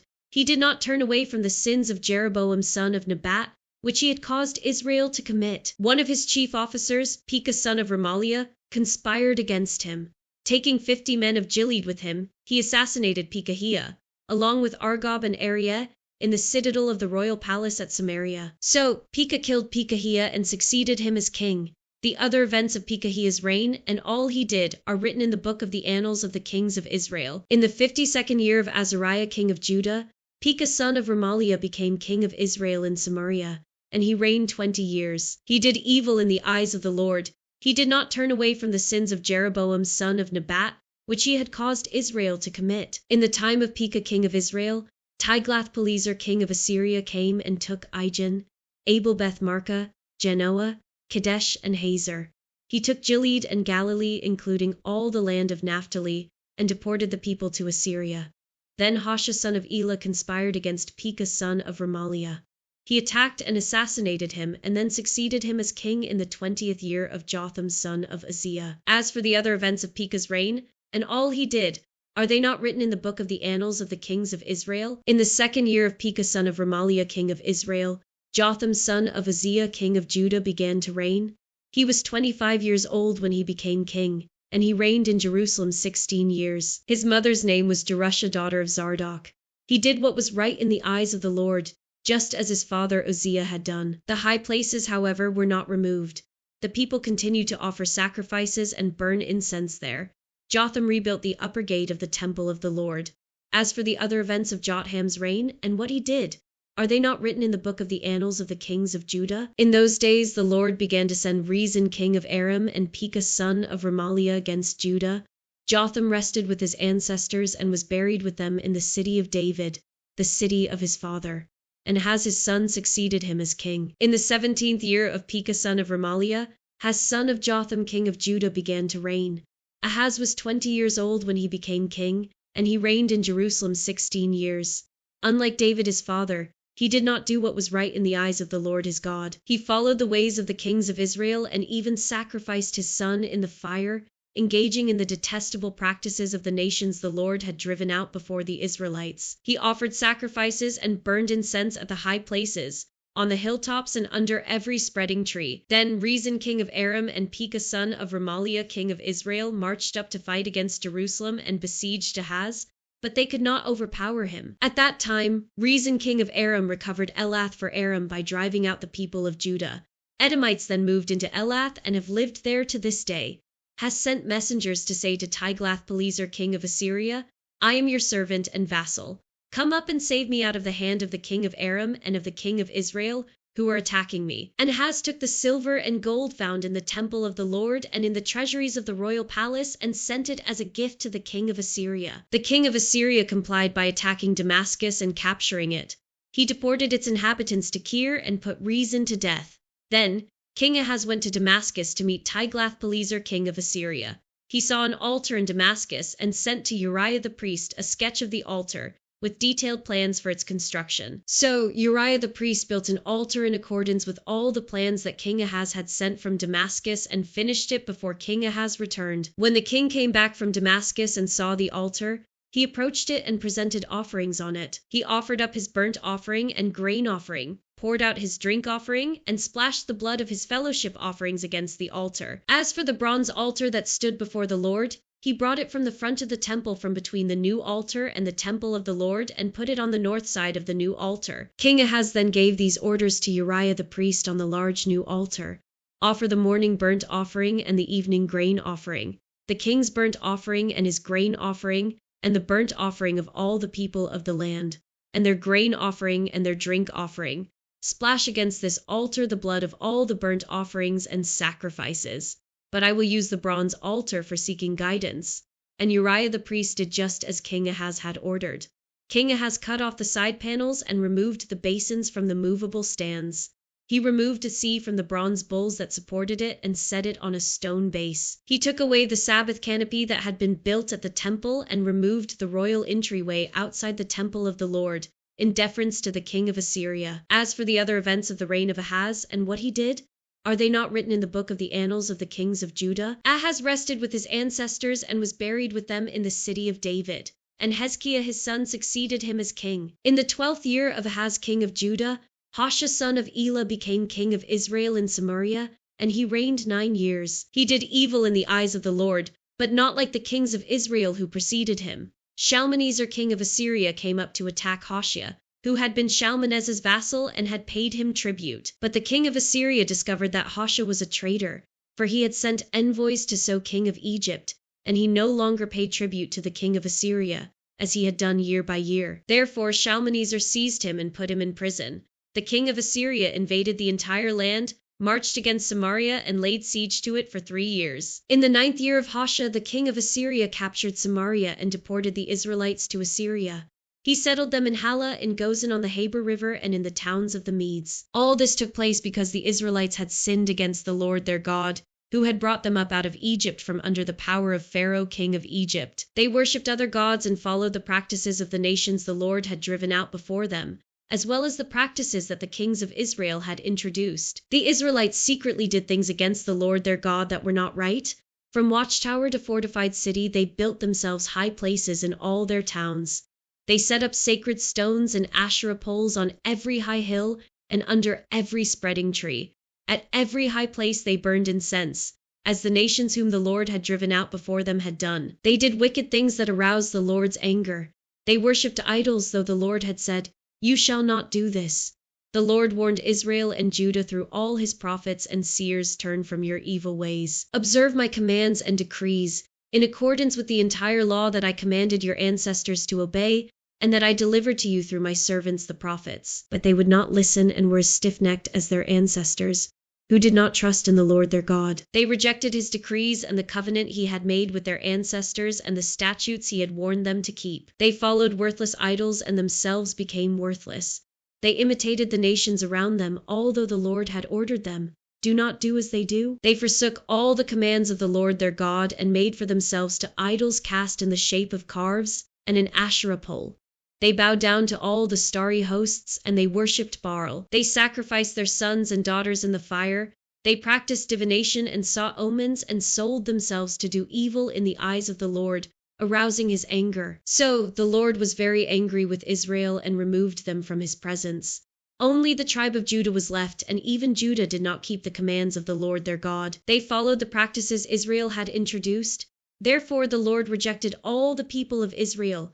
He afflicted them and gave them into the hands of plunderers until he thrust them from his presence. When he tore Israel away from the house of David, they made Jeroboam son of Nebat their king. Jeroboam enticed Israel away from following the Lord and caused them to commit a great sin. The Israelites persisted in all the sins of Jeroboam and did not turn away from them until the Lord removed them from his presence, as he had warned through all his servants the prophets. So the people of Israel were taken from their homeland into exile in Assyria, and they are still there. The king of Assyria brought people from Babylon, Cutha, Ava, Hamath, and Sepharvaim, and settled them in the towns of Samaria to replace the Israelites. They took over Samaria and lived in its towns. When they first lived there, they did not worship the Lord, so he sent lions among them, and they killed some of the people. It was reported to the king of Assyria, "The people you deported and resettled in the towns of Samaria do not know what the God of that country requires. He has sent lions among them, which are killing them off because the people do not know what he requires." Then the king of Assyria gave this order, "Have one of the priests you took captive from Samaria go back to live there and teach the people what the God of the land requires." So one of the priests who had been exiled from Samaria came to live in Bethel and taught them how to worship the Lord. Nevertheless, each national group made its own gods in the several towns where they settled, and set them up in the shrines the people of Samaria had made at the high places. The people from Babylon made Succoth-Benoth, those from Cutha made Nergal, and those from Hamath made Ashima. The Avites made Nibhaz and Tarduk, and the Sepharvites burned their children in the fire as sacrifices to Adramelech and Anamelech, the gods of Sepharvaim. They worship the Lord, but they all sorts of their own people to officiate for them as priests in the shrines at the high places. They worship the Lord, but they also serve their own gods in accordance with the customs of the nations from which they had been brought. To this day they persist in their former practices. They neither worship the Lord nor adhere to the decrees and regulations, the laws and commands that the Lord gave the descendants of Jacob, whom he named Israel. When the Lord made a covenant with the Israelites, he commanded them, do not worship any other gods or bow down to them, serve them or sacrifice to them. But the Lord, who brought you up out of Egypt with mighty power and outstretched arm, is the one you must worship. To him you shall bow down and to him offer sacrifices. You must always be careful to keep the decrees and regulations, the laws and commands he wrote for you. Do not worship other gods. Do not forget the covenant I have made with you, and do not worship other gods. Rather, worship the Lord your God. It is he who will deliver you from the hand of all your enemies. They would not listen, however, but persisted in their former practices. Even while these people were worshiping the Lord, they were serving their idols. To this day, their children and grandchildren continue to do as their ancestors did. In the 3rd year of Hoshea son of Elah, king of Israel, Hezekiah son of Ahaz, king of Judah, began to reign. He was 25 years old when he became king, and he reigned in Jerusalem 29 years. His mother's name was Abiah, daughter of Zechariah. He did what was right in the eyes of the Lord, just as his father David had done. He removed the high places, smashed the sacred stones, and cut down the Asherah poles. He broke into pieces the bronze snake Moses had made, for up to that time the Israelites had been burning incense to it. It was called Nehushtan. Hezekiah trusted in the Lord, the God of Israel. There was no one like him among all the kings of Judah, either before him or after him. He held fast to the Lord and did not stop following him. He kept the commands the Lord had given Moses, and the Lord was with him. He was successful in whatever he undertook. He rebelled against the king of Assyria and did not serve him. From watchtower to fortified city, he defeated the Philistines as far as Garza and its territory. In King Hezekiah's 4th year, which was the 7th year of Hoshea son of Elah, king of Israel, Shalmaneser, king of Assyria, marched against Samaria and laid siege to it. At the end of 3 years, the Assyrians took it. So Samaria was captured in Hezekiah's 6th year, which was the 9th year of Hoshea, king of Israel. The king of Assyria deported Israel to Assyria and settled them in Halah, in Gozan on the Habor River, and in towns of the Medes. This happened because they had not obeyed the Lord their God, but had violated his covenant, all that Moses the servant of the Lord commanded. They neither listened to the commands nor carried them out. In the 14th year of King Hezekiah's reign, Sennacherib king of Assyria attacked all the fortified cities of Judah and captured them. So Hezekiah king of Judah sent this message to the king of Assyria, Lachish, I have done wrong. Withdraw from me, and I will pay whatever you demand of me. The king of Assyria exacted from Hezekiah king of Judah 300 talents of silver and 30 talents of gold. So Hezekiah gave him all the silver that was found in the temple of the Lord and in the treasuries of the royal palace. At this time Hezekiah king of Judah stripped off the gold with which he had covered the doors and doorposts of the temple of the Lord and gave it to the king of Assyria. The king of Assyria sent his supreme commander, his chief officer, and his field commander with a large army from Lachish to King Hezekiah at Jerusalem. They came up to Jerusalem and stopped at the aqueduct of the upper pool, on the road to the washerman's field. They called for the king, and Eliakim son of Hilkiah the palace administrator, Shibna the secretary, and Joah son of Asaph the recorder went out to them. The field commander said to them, Tell Hezekiah this is what the great king, the king of Assyria, says. On what are you basing this confidence of yours? You say you have the counsel and the might for war, but you speak only empty words? On whom are you depending that you rebel against me? Look, I know you are depending on Egypt, that splintered reed of a staff, which pierces the hand of anyone who leans on it. Such is Pharaoh king of Egypt to all who depend on him. But if you say to me, we are depending on the Lord our God, isn't he the one whose high places and altars Hezekiah removed, saying to Judah and Jerusalem, you must worship before this altar in Jerusalem? Come now, make a bargain with my master, the king of Assyria. I will give you 2,000 horses if you can put riders on them. How can you repulse one officer of the least of my master's officials, even though you are depending on Egypt for chariots and horsemen? Furthermore, have I come to attack and destroy this place without word from the Lord? The Lord himself told me to march against this country and destroy it. Then Eliakim son of Hilkiah and Shibna and Joah said to the field commander, "Please speak to your servants in Aramaic, since we understand it. Don't speak to us in Hebrew in the hearing of the people on the wall." But the commander replied, "Was it only to your master and you that my master sent me to say these things, and not to the people sitting on the wall who, like you, will have to eat their own excrement and drink their own urine?" Then the commander stood and called out in Hebrew, "Hear the word of the great king, the king of Assyria. This is what the king says: Do not let Hezekiah deceive you. He cannot deliver you from my hand. Do not let Hezekiah persuade you to trust in the Lord when he says, 'The Lord will surely deliver us. This city will not be given into the hand of the king of Assyria.' Do not listen to Hezekiah. This is what the king of Assyria says: Make peace with me and come out to me. Then each of you will eat fruit from your own vine and fig tree and drink water from your own cistern, until I come and take you to a land like your own, a land of grain and new wine, a land of bread and vineyards, a land of olive trees and honey. Choose life and not death. Do not listen to Hezekiah, for he is misleading you when he says, 'The Lord will deliver us.' Has the God of any nation ever delivered his land from the hand of the king of Assyria? Where are the gods of Hamath and Arpad? Where are the gods of Sepharvaim, Hena, and Ivah? Have they rescued Samaria from my hand? Who of all the gods of these countries has been able to save his land from me?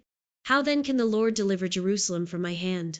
But the people remained silent and said nothing in reply, because the king had commanded, "Do not answer him." Then Eliakim son of Hilkiah the palace administrator, Shibna the secretary, and Joah son of Asaph the recorder went to Hezekiah, with their clothes torn, and told him what the field commander had said. When King Hezekiah heard this, he tore his clothes and put on sackcloth and went into the temple of the Lord. He sent Eliakim the palace administrator, Shibna the secretary, and the leading priests, all wearing sackcloth, to the prophet Isaiah son of Amoz. They told him, "This is what Hezekiah says: This day is a day of distress and rebuke and disgrace, as when children come to the moment of birth and there is no strength to deliver them. It may be that the Lord your God will hear all the words of the field commander, whom his master, the king of Assyria, has sent to ridicule the living God, and that he will rebuke him for the words the Lord your God has heard. Therefore pray for the remnant that still survives." When King Hezekiah's officials came to Isaiah, Isaiah said to them, "Tell your master, this is what the Lord says: Do not be afraid of what you have heard, those words with which the underlings of the king of Assyria have blasphemed me. Listen, when he hears a certain report, I will make him want to return to his own country, and there I will have him cut down with the sword." When the field commander heard that the king of Assyria had left Lachish, he withdrew and found the king fighting against Libnah. Now Sennacherib received a report that Tirhakah, the king of Cush, was marching out to fight against him. So he again sent messengers to Hezekiah with this word: "Say to Hezekiah, king of Judah, do not let the God you depend on deceive you when he says, 'Jerusalem will not be given into the hands of the king of Assyria.' Surely you have heard what the kings of Assyria have done to all the countries, destroying them completely. And will you be delivered? Did the gods of the nations that were destroyed by my predecessors deliver them, the gods of Gozan, Haran, Reziph, and the people of Eden who were in Tel Assar? Where is the king of Hamath or the king of Arpad? Where are the kings of Lair, Sepharvaim, Hena, and Ivah?" Hezekiah received the letter from the messengers and read it. Then he went up to the temple of the Lord and spread it out before the Lord. And Hezekiah prayed to the Lord: "Lord, the God of Israel, enthroned between the cherubim, you alone are God over all the kingdoms of the earth. You have made heaven and earth. Give ear, Lord, and hear. Open your eyes, Lord, and see. Listen to the words Sennacherib has sent to ridicule the living God. It is true, Lord, that the Assyrian kings have laid waste these nations and their lands. They have thrown their gods into the fire and destroyed them, for they were not gods but only wood and stone, fashioned by human hands. Now, Lord our God, deliver us from his hand, so that all the kingdoms of the earth may know that you alone, Lord our God." Then Isaiah son of Amoz sent a message to Hezekiah: "This is what the Lord, the God of Israel, says: I have heard your prayer concerning Sennacherib king of Assyria. This is the word that the Lord has spoken against him: Virgin daughter Zion despises you and mocks you. Daughter Jerusalem tosses her head as you flee. Who is it you have ridiculed and blasphemed? Against whom have you raised your voice and lifted your eyes in pride? Against the Holy One of Israel. By your messengers you have ridiculed the Lord. And you have said, with my many chariots I have ascended the heights of the mountains, the utmost heights of Lebanon. I have cut down its tallest cedars, the choicest of its junipers. I have reached its remotest parts, the finest of its forests. I have dug wells in foreign lands and drunk the water there. With the soles of my feet I have dried up all the streams of Egypt. Have you not heard? Long ago I ordained it, in days of old I planned it. Now I have brought it to pass that you have turned fortified cities into piles of stone. Their people, drained of power, are dismayed and put to shame. They are like plants in the field, like tender green shoots, like grass sprouting on the roof, scorched before it grows up. But I know where you are and when you come and go and how you rage against me. Because you rage against me and because your insolence has reached my ears, I will put my hook in your nose and my bit in your mouth, and I will make you return by the way you came. This will be the sign for you. Hezekiah, this year, you will eat what grows by itself, and the second year what springs from that. But in the third year sow and reap, plant vineyards and eat their fruit. Once more a remnant of the kingdom of Judah will take root below and bear fruit above. For out of Jerusalem will come a remnant, and out of Mount Zion a band of survivors. The zeal of the Lord Almighty will accomplish this. Therefore this is what the Lord says concerning the king of Assyria. He will not enter this city or shoot an arrow here. He will not come before it with shield or build a siege ramp against it. By the way that he came he will return. He will not enter this city, declares the Lord. I will defend this city and save it for my sake and for the sake of David my servant. That night the angel of the Lord went out and put to death 185,000 in the Assyrian camp. When the people got up the next morning, there were all the dead bodies. So Sennacherib king of Assyria broke camp and withdrew. He returned to Nineveh and stayed there. One day, while he was worshipping in the temple of his god Nisroch, his sons Adramelech and Sharezer killed him with the sword, and they escaped to the land of Ararat. And Esarhaddon his son succeeded him as king. In those days Hezekiah became ill and was at the point of death. The prophet Isaiah son of Amoz went to him and said, "This is what the Lord says, put your house in order, because you are going to die. You will not recover." Hezekiah turned his face to the wall and prayed to the Lord, "Remember, Lord, how I have walked before you faithfully and with wholehearted devotion, and have done what is good in your eyes." And Hezekiah wept bitterly. Before Isaiah had left the middle court, the word of the Lord came to him, "Go back and tell Hezekiah, the ruler of my people, this is what the Lord, the God of your father David, says, I've heard your prayer and seen your tears. I will heal you. On the third day from now you will go up to the temple of the Lord. I will add 15 years to your life, and I will deliver you and this city from the hand of the king of Assyria. I will defend this city for my sake and for the sake of my servant David." Then Isaiah said, "Prepare a poultice of figs."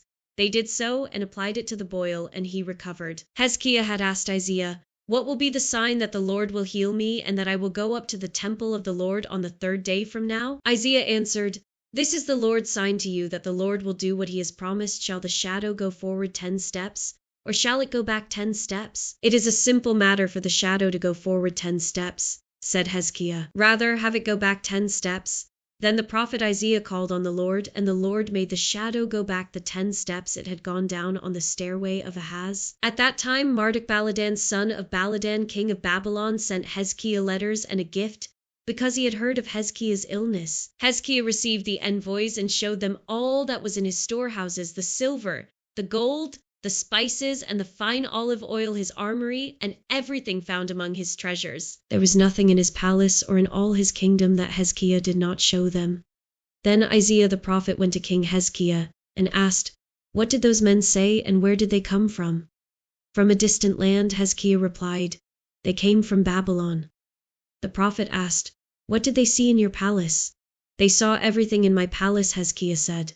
"There is nothing among my treasures that I did not show them." Then Isaiah said to Hezekiah, "Hear the word of the Lord. The time will surely come when everything in your palace and all that your predecessors have stored up until this day will be carried off to Babylon. Nothing will be left, says the Lord, and some of your descendants, your own flesh and blood who will be born to you, will be taken away, and they will become eunuchs in the palace of the king of Babylon." "The word of the Lord you have spoken is good," Hezekiah replied, for he thought, "Will there not be peace and security in my lifetime?" As for the other events of Hezekiah's reign, all his achievements and how he made the pool and the tunnel by which he brought water into the city, are they not written in the book of the annals of the kings of Judah?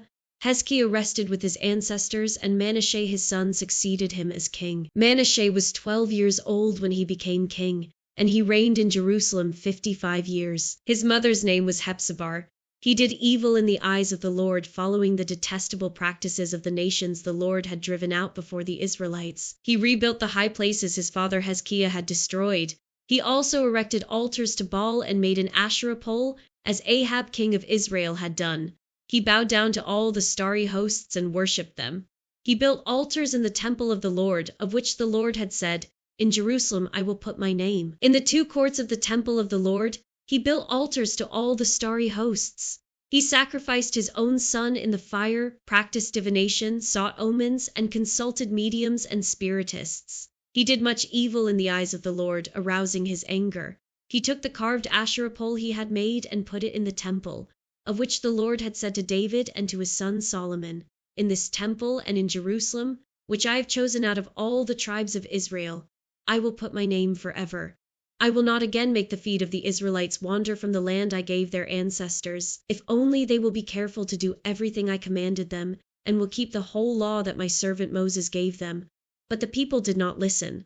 Manasseh led them astray so that they did more evil than the nations the Lord had destroyed before the Israelites. The Lord said through his servants the prophets, "Manasseh king of Judah has committed these detestable sins.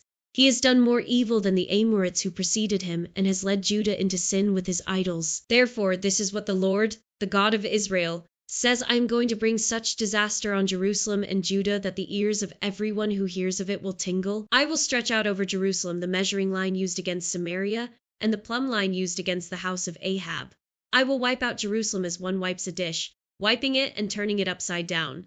I will forsake the remnant of my inheritance and give them into the hands of enemies. They will be looted and plundered by all their enemies. They have done evil in my eyes and have aroused my anger from the day their ancestors came out of Egypt until this day. Moreover, Manasseh also shed so much innocent blood that he filled Jerusalem from end to end, besides the sin that he had caused Judah to commit, so that they did evil in the eyes of the Lord. As for the other events of Manasseh's reign, and all he did, including the sin he committed, are they not written in the book of the annals of the kings of Judah? Manasseh rested with his ancestors and was buried in his palace garden, the garden of Uzzah, and Amon his son succeeded him as king. Amon was 22 years old when he became king, and he reigned in Jerusalem 2 years. His mother's name was Meshullemeth, daughter of Haruz. She was from Jotbar. He did evil in the eyes of the Lord, as his father Manasseh had done. He followed completely the ways of his father, worshipping the idols his father had worshipped and bowing down to them. He forsook the Lord, the God of his ancestors, and did not walk in obedience to him. Amon's officials conspired against him and assassinated the king in his palace. Then the people of the land killed all who had plotted against King Amon, and they made Josiah his son king in his place. As for the other events of Amon's reign and what he did, are they not written in the book of the annals of the kings of Judah? He was buried in his tomb in the garden of Uzzah, and Josiah his son succeeded him as king. Josiah was 8 years old when he became king, and he reigned in Jerusalem 31 years. His mother's name was Jedidah, daughter of Adiah. She was from Bozkath. He did what was right in the eyes of the Lord and followed completely the ways of his father David, not turning aside to the right or to the left. In the 18th year of his reign, King Josiah sent the secretary, Shaphan son of Azaliah, the son of Meshullam, to the temple of the Lord. He said, "Go up to Hilkiah the high priest and have him get ready the money that has been brought into the temple of the Lord, which the doorkeepers have collected from the people. Have them entrust it to the men appointed to supervise the work on the temple, and have these men pay the workers who repair the temple of the Lord, the carpenters, the builders, and the masons. Also have them purchase timber and dress stone to repair the temple. But they need not account for the money entrusted to them, because they are honest in their dealings." Hilkiah the high priest said to Shaphan the secretary, "I have found the book of the law in the temple of the Lord." He gave it to Shaphan, who read it. Then Shaphan the secretary went to the king and reported to him, "Your officials have paid out the money that was in the temple of the Lord and have entrusted it to the workers and supervisors at the temple." Then Shaphan the secretary informed the king, "Hilkiah the priest has given me a book," and Shaphan read from it in the presence of the king. When the king heard the words of the book of the law, he tore his robes. He gave these orders to Hilkiah the priest, Ahikam son of Shaphan: "Achbetari and Asaiah the king's attendant, go and inquire of the Lord for me and for the people and for all Judah about what is written in this book that has been found. Great is the Lord's of this book. They have not acted in accordance with all that is written there concerning us." Hilkiah the priest, Ahikam, Achbor, Shaphan, and Asaiah went to speak to the prophet Huldah, who was the wife of Shallum son of Tikvah, the son of Harez, keeper of the wardrobe. She lived in Jerusalem in the new quarter. She said to them, "This is what the Lord, the God of Israel, says: Tell the man who sent you to me, This is what the Lord says: I am going to bring disaster on this place and its people, according to everything written in the book the king of Judah has read. Because they have forsaken me and burned incense to other gods and aroused my anger by all the idols their hands have made, my anger will burn against this place and will not be quenched. Tell the king of Judah, who sent you to inquire of the Lord, this is what the Lord, the God of Israel, says concerning the words you heard, because your heart was responsive and you humbled yourself before the Lord when you heard what I have spoken against this place and its people, that they would become a curse and be laid waste, and because you tore your robes and wept in my presence. I also have heard you, declares the Lord. Therefore I will gather you to your ancestors, and you will be buried in peace. Your eyes will not see all the disaster I am going to bring on this place. So they took her answer back to the king. Then the king called together all the elders of Judah and Jerusalem. He went up to the temple of the Lord with the people of Judah, the inhabitants of Jerusalem, the priests and the prophets, all the people from the least to the greatest. He read in their hearing all the words of the book of the covenant, which had been found in the temple of the Lord. The king stood by the pillar and renewed the covenant in the presence of the Lord, to follow the Lord and keep his commands, statutes, and decrees with all his heart and all his soul, thus confirming the words of the covenant written in this book. Then all the people pledged themselves to the covenant. The king ordered Hilkiah the high priest, the priest next in rank, and the doorkeepers to remove from the temple of the Lord all the articles made for Baal and Asherah and all the starry hosts. He burned them outside Jerusalem in the fields of the Kidron Valley and took the ashes to Bethel. He did away with the idolatrous priests appointed by the kings of Judah to burn incense on the high places of the towns of Judah and on those around Jerusalem, those who burned incense to Baal, to the sun and moon, to the constellations, and to all the starry hosts.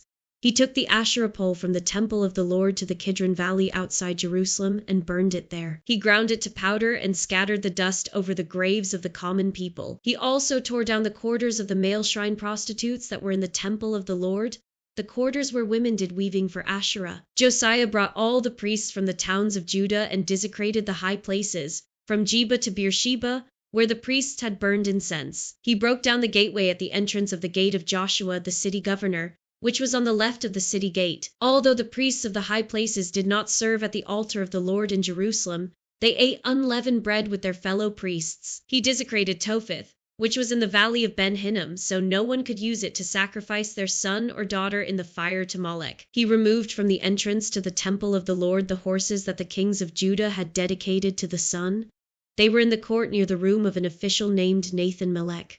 Josiah then burned the chariots dedicated to the sun. He pulled down the altars the kings of Judah had erected on the roof near the upper room of Ahaz, and the altars Manasseh had built in the 2 courts of the temple of the Lord. He removed them from there, smashed them to pieces, and threw the rubble into the Kidron Valley. The king also desecrated the high places that were east of Jerusalem on the south of the hill of corruption, the one Solomon king of Israel had built for Ashtoreth, the vile goddess of the Sidonians, for Chemosh, the vile god of Moab, and for Moloch, the detestable god of the people of Ammon. Josiah smashed the sacred stones and cut down the Asherah poles and covered the sites with human bones. Even the altar at Bethel, the high place made by Jeroboam son of Nebat, who had caused Israel to sin, even that altar and high place he demolished. He burned the high place and ground it to powder, and burned the Asherah pole also. Then Josiah looked around, and when he saw the tombs that were there on the hillside, he had the bones removed from them and burned on the altar to defile it. In accordance with the word of the Lord proclaimed by the man of God who foretold these things, the king asked, "What is that tombstone I see?" The people of the city said, "It marks the tomb of the man of God who came from Judah and pronounced against the altar of Bethel the very things you have done to it." "Leave it alone," he said. "Don't let anyone disturb his bones." So they spared his bones and those of the prophet who had come from Samaria. Just as he had done at Bethel, Josiah removed all the shrines at the high places that the kings of Israel had built in the towns of Samaria, and that had aroused the Lord's anger. Josiah slaughtered all the priests of those high places on the altars and burned human bones on them. Then he went back to Jerusalem. The king gave this order to all the people: celebrate the Passover to the Lord your God, as it is written in this book of the covenant. Neither in the days of the judges who led Israel, nor in the days of the kings of Israel and the kings of Judah had any such Passover been observed. But in the 18th year of King Josiah, this Passover was celebrated to the Lord in Jerusalem. Furthermore, Josiah got rid of the mediums and spiritists, the household gods, the idols, and all the other detestable things seen in Judah and Jerusalem. This he did to fulfill the requirements of the law written in the book that Hilkiah the priest had discovered in the temple of the Lord. Neither before nor after Josiah was there a king like him who turned to the Lord as he did with all his heart, and with all his soul, and with all his strength, in accordance with all the law of Moses. Nevertheless, the Lord did not turn away from the heat of his fierce anger, which burned against Judah because of all that Manasseh had done to arouse his anger. So the Lord said, I will remove Judah also from my presence as I removed Israel, and I will reject Jerusalem, the city I chose, and this temple, about which I said, my name shall be there. As for the other events of Josiah's reign, and all he did, are they not written in the book of the annals of the kings of Judah? While Josiah was king, Pharaoh Necho, king of Egypt, went up to the Euphrates River to help the king of Assyria. King Josiah marched out to meet him in battle, but Necho faced him and killed him at Megiddo. Josiah's servants brought his body in a chariot from Megiddo to Jerusalem and buried him in his own tomb. And the people of the land took Jehoahaz son of Josiah and anointed him and made him king in place of his father. Jehoahaz was 23 years old when he became king, and he reigned in Jerusalem 3 months. His mother's name was Hamutal, daughter of Jeremiah. She was from Libnah. He did evil in the eyes of the Lord, just as his predecessors had done. Pharaoh Necho put him in chains at Riblah in the land of Hamath, so that he might not reign in Jerusalem, and he imposed on Judah a levy of 100 talents of silver and a talent of gold. Pharaoh Necho made Eliakim son of Josiah king in place of his father Josiah, and changed Eliakim's name to Jehoiakim. But he took Jehoahaz and carried him off to Egypt, and there he died. Jehoiakim paid Pharaoh Necho the silver and gold he demanded. In order to do so, he taxed the land and exacted the silver and gold from the people of the land according to their assessments. Jehoiakim was 25 years old when he became king, and he reigned in Jerusalem 11 years. His mother's name was Zebidah, daughter of Pedaiah. She was from Rumah. And he did evil in the eyes of the Lord, just as his predecessors had done. During Jehoiakim's reign, Nebuchadnezzar, king of Babylon, invaded the land, and Jehoiakim became his vassal for 3 years. But then he turned against Nebuchadnezzar and rebelled. The Lord sent Babylonian, Aramean, Moabite, and Ammonite raiders against him to destroy Judah, in accordance with the word of the Lord proclaimed by his servants the prophets. Surely these things happened to Judah according to the Lord's command, in order to remove them from his presence because of the sins of Manasseh and all he had done, including the shedding of innocent blood. For he had filled Jerusalem with innocent blood, and the Lord was not willing to forgive. As for the other events of Jehoiakim's reign, and all he did, are they not written in the book of the annals of the kings of Judah? Jehoiakim rested with his ancestors, and Jehoiachin his son succeeded him as king. The king of Egypt did not march out from his own country again, because the king of Babylon had taken all his territory, from the Wadi of Egypt to the Euphrates River. Jehoiachin was 18 years old when he became king, and he reigned in Jerusalem 3 months. His mother's name was Nehushta, daughter of Elnathan. She was from Jerusalem. He did evil in the eyes of the Lord, just as his father had done. At that time, the officers of Nebuchadnezzar, king of Babylon, advanced on Jerusalem and laid siege to it, and Nebuchadnezzar himself came up to the city while his officers were besieging it. Jehoiachin, king of Judah, his mother, his attendants, his nobles, and his officials all surrendered to him. In the 8th year of the reign of the king of Babylon, he took Jehoiachin prisoner. As the Lord had declared, Nebuchadnezzar removed the treasures from the temple of the Lord and from the royal palace, and cut up the gold articles that Solomon king of Israel had made for the temple of the Lord. He carried all Jerusalem into exile, all the officers and fighting men, and all the skilled workers and artisans, a total of 10,000. Only the poorest people of the land were left. Nebuchadnezzar took Jehoiachin captive to Babylon. He also took from Jerusalem to Babylon the king's mother, his wives, his officials, and the prominent people of the land. The king of Babylon also deported to Babylon the entire force of 7,000 fighting men, strong and fit for war, and 1,000 skilled workers and artisans. He made Mattaniah, Jehoiachin's uncle, king in his place, and changed his name to Zedekiah. Zedekiah was 21 years old when he became king, and he reigned in Jerusalem 11 years. His mother's name was Hamutal, daughter of Jeremiah. She was from Libnah.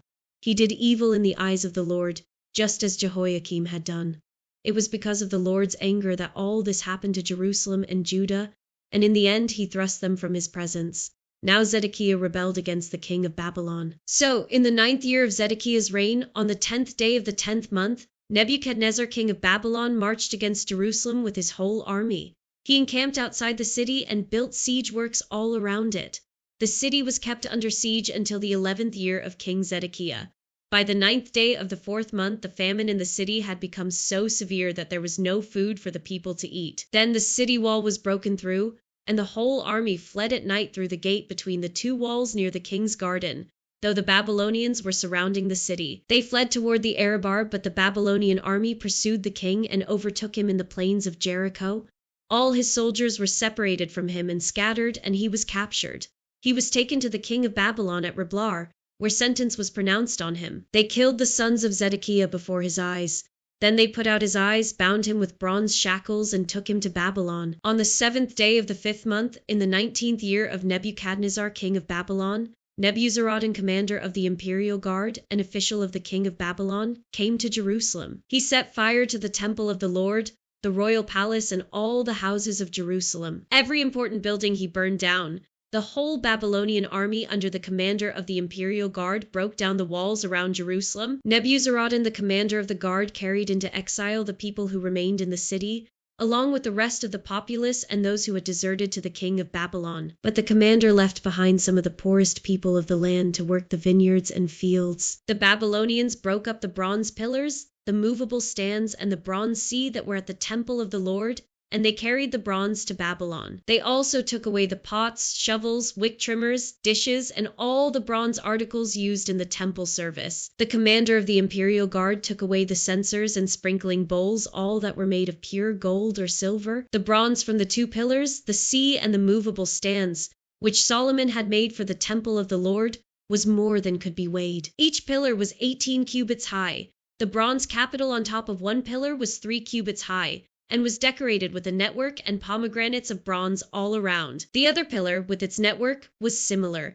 The commander of the guard took as prisoners Sariah the chief priest, Zephaniah the priest next in rank, and the 3 doorkeepers. Of those still in the city, he took the officer in charge of the fighting men, and 5 royal advisors. He also took the secretary who was chief officer in charge of conscripting the people of the land, and 60 of the conscripts who were found in the city. Nebuzaradan the commander took them all and brought them to the king of Babylon at Riblah. There at Riblah, in the land of Hamath, the king had them executed. So Judah went into captivity away from her land. Nebuchadnezzar, king of Babylon, appointed Gedaliah son of Ahikam, the son of Shaphan, to be over the people he had left behind in Judah. When all the army officers and their men heard that the king of Babylon had appointed Gedaliah as governor, they came to Gedaliah at Mizpar, Shmuel son of Nethaniah, Johanan son of Kareah, Sariah son of Tanhumeth the Netophathite, Jaazaniah the son of the Markathite, and their men. Gedaliah took an oath to reassure them and their men. "Do not be afraid of the Babylonian officials," he said. "Settle down in the land and serve the king of Babylon, and it will go well with you." In the 7th month, however, Ishmael son of Nethaniah, the son of Elishama, who was of royal blood, came with 10 men and assassinated Gedaliah and also the men of Judah and the Babylonians who were with him at Mizpar. At this, all the people from the least to the greatest, together with the army officers, fled to Egypt for fear of the Babylonians. In the 37th year of the exile of Jehoiachin, king of Judah, in the year Almarduk became king of Babylon, he released Jehoiachin, king of Judah, from prison. He did this on the 27th day of the 12th month. He spoke kindly to him and gave him a seat of honor higher than those of the other kings who were with him in Babylon. So Jehoiachin put aside his prison clothes and for the rest of his life ate regularly at the king's table. Day by day the king gave Jehoiachin a regular allowance as long as he lived.